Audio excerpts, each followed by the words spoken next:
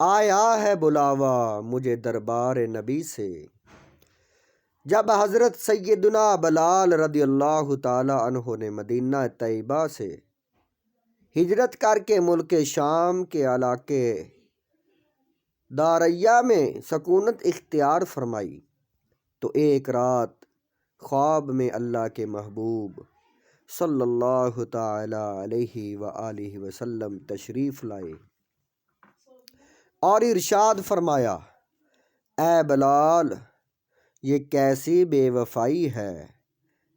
کیا ابھی وہ وقت نہ آیا کہ تم میری زیارت کے لیے مدینے آؤ؟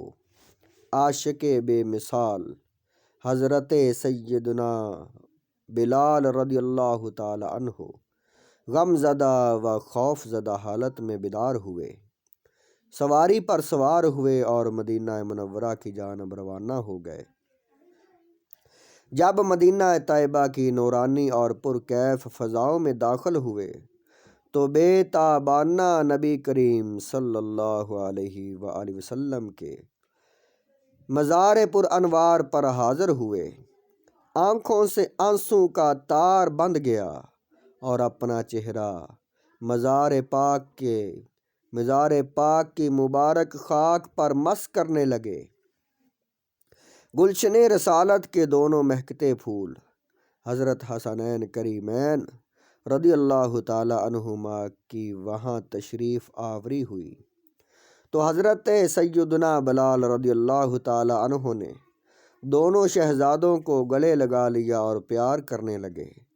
شہزادوں نے فرمائش کی، اے بلال، ہم آپ کی وہی اذان سننے کی خواہش مند ہیں جو صبح کے وقت نانا جان صلی اللہ تعالی علیہ وآلہ وسلم کی حیات طیبہ میں دیا کرتے تھے۔ حضرت سیدنا بلال رضی اللہ تعالیٰ عنہ مسجد نبوی شریف کی چھت پر اس حصے میں تشریف لے گئے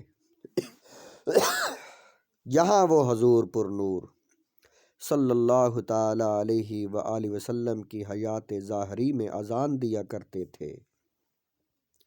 جب حضرت سیدنا بلال رضی اللہ تعالیٰ عنہ نے اللہ اکبر سے اذان کا آغاز فرمایا تو مدینہ طیبہ میں لوگ بے تاب ہو گئے۔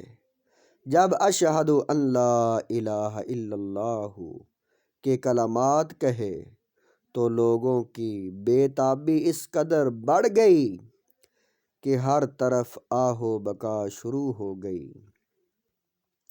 پھر جب اشہد ان محمد رسول اللہ پر پہنچے تو لوگ اپنے آپ سے بیگانہ ہو گئے، ایک دوسرے سے پوچھنے لگے، کیا رسول اللہ صلی اللہ علیہ وآلہ وسلم مزار پر انوار سے باہر تشریف لے آئے ہیں؟